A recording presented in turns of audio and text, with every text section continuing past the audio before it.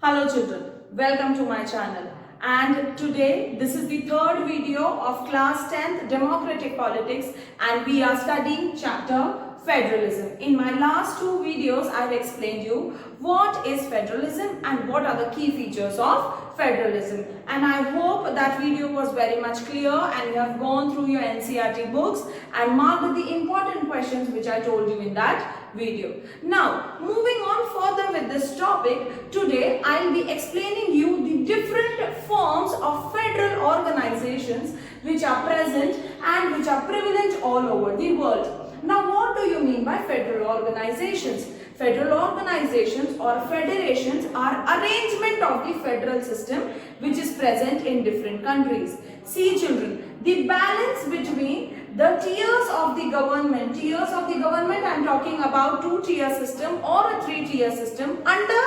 federalism actually depends from country to country. It varies from country to country, right? Let me give you an example. Let us take the example of Belgium, right? Now Belgium had divided its federation, that means its federal structure is divided into three levels again: central level, state level and a community form of government. On the other hand, if we see India, India is also having a similar three-tier structure, but the third tier structure of India is called as Panchayati Raj system. Understood children? So basically the division of power between center and the state and the formation of federation is influenced by the ethnic composition of the country. Okay, so the first factor influencing federalism of a nation is the ethnic composition of the country or the cultural background of the country, the regional diversity of the country. Okay, now the second factor which influences the formation of federation is the historical background of that nation. Okay, let me explain you through Belgium. Now see, we all know before Belgium amended its constitution 4 times, it already had lot of conflicts between the people who are living in Wallonia region and the people who are living in Flemish region. Right. So the people, the ethnic composition of the people was in proportional. Understood? It was not distributed in an equal manner. That is why people had problems in their rights and in their powers. Understood? So the historical background of Belgium forced the Belgian government to adopt a federal structure and to form a community form of government. Understood? Let us take the historical background of India. We all know India had a very tough partition, right? India never wanted to be divided into the two separate nations, that is Pakistan and Hindustan, right? But still the division happened and many people fled from Pakistan to India and many people went from India to Pakistan. The transfer of people or the migration of people was a very distracting movement for the policy makers of Indian constitution. Now when India came up as a federation, it looked upon the regional diversities, and when it looked upon the regional diversities, it actually found out that the people, those who are actually the real sufferers, are the poor people, that is the people those who are residing in villages. At those times India was divided not in states, it was divided into provinces which were under the control of king. So looking onto such a structure, India adopted a three-tier system. Initially it was a two-tier system, and later after looking at the need, and because India itself is a subcontinent, that means it is such a big country with regional diversities and so many cultures, it felt the need for a three-tier system, and that is why we introduced Panchayati Raj system.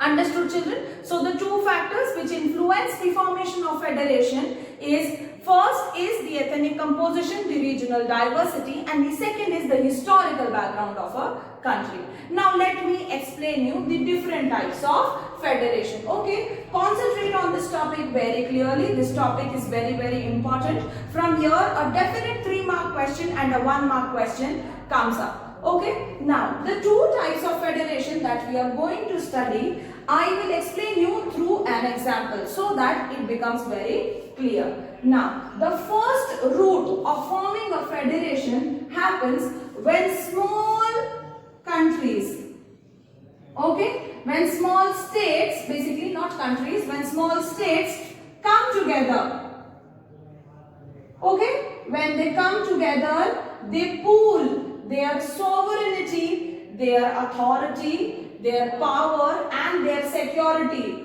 to form a group of states.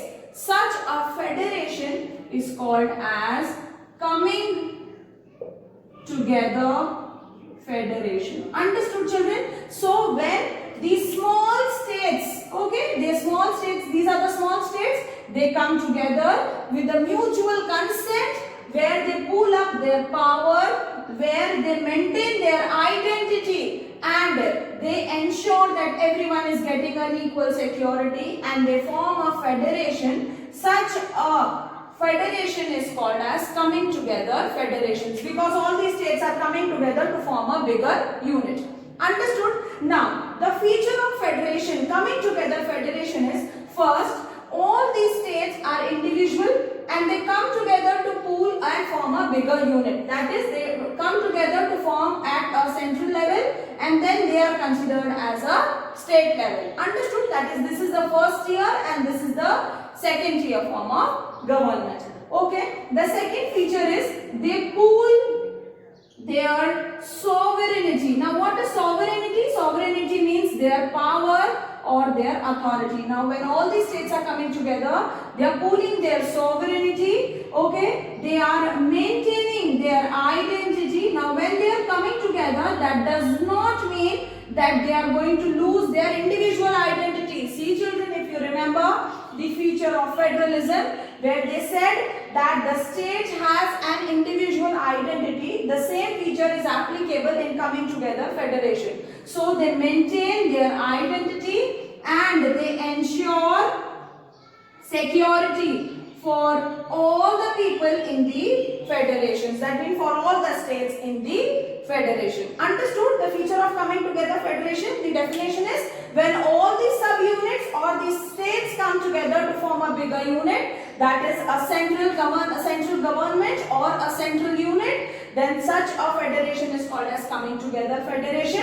The coming together federation pool their sovereignty, that is their power. They maintain their individual identity. They ensure the security of all the sub-units. Okay. Now, the third feature. First feature I told you when they come together. Second feature I told you they pool and they share things. Okay. The third feature is that they are equal in power. Now, where they are equal in power, children, because the subunits with their mutual consent are coming to form a central unit, hence they both share equal powers. The power which are there with central are also there with the state. Understood? So they all share equal power. Understood? Now, fourth is they are not subordinate to the central government. They are not subordinate to the central government. They are free to take their decisions. They are treated equally at the level of central government. Understood? Why they are considered as equal? Because of their mutual consent, this federation has been formed. अगर ये लोग agree नहीं करेंगे तो ये federation नहीं बनेगा. That is why they are treated equally as compared to the central government. Example of such federations are USA, that is the United States of America. That is why it is called as the United States of America. Then we have Switzerland and then we have Australia. Understood? The examples of coming together federation is United States of America, the Switzerland and Australia. Understood, children? So this is the first form of federation. The another form of federation which is just contrasting to it. Contrasting यानी यहाँ पे सारे states are coming together to form a central government, and now the new federation which I am going to tell you, the other route is where the central decides to divide itself into subordinate units. Understood? Where, see, your children, the power is flowing from state to the center, right? But here it is little ironical. Ironical means it is little contrasting. where the power will flow from center to the state. Understood? That means the center willingly divides or shares its power with the state. Now when the center shares its power with the state, then there are very different features, and this type of federation is called as holding together federation. So such a federation is called as holding together federation. Understood why? Because the center is holding the states and it has mutually given the power to the states. Understood? Now under this, the power is shared. Okay? Under this federation, the power is shared between the central unit and the sub-unit. Understood? Okay. Now here they do not pool. यहाँ पे ये लोग pool कर रहे हैं अपनी powers को. Here they are not pooling the powers. In this they are not pooling the powers. The power is distributed to them at the lower levels. Understood? Here they are not equal in power. Understood? So sub-units are not equal in power with the central unit. In which type of federation? In holding together federation. Why does this happen? Now why does this happening is because the power is flowing from the central unit to the subordinate states. Understood? Here they all are agreeing and they come together to form a bigger unit. That is why they maintain their individual identity. Here they maintain their identity, but they do not have equal range in the power. The central is comparatively more powerful than state. Understood? Now, here they are the sub-units. That means they are considered as subordinates at some times.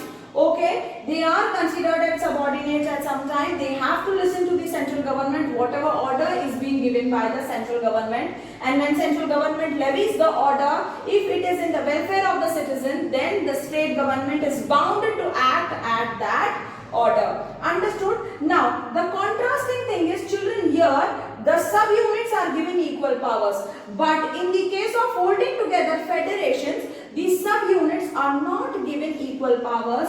In fact, the level of power distribution is very asymmetrical. Asymmetrical means it is not equal. Some federations, some part of units, that means some part of federations are given special powers and some parts of federations are given less powers. Understood? Like example of this, such a type of federation is India, then Belgium.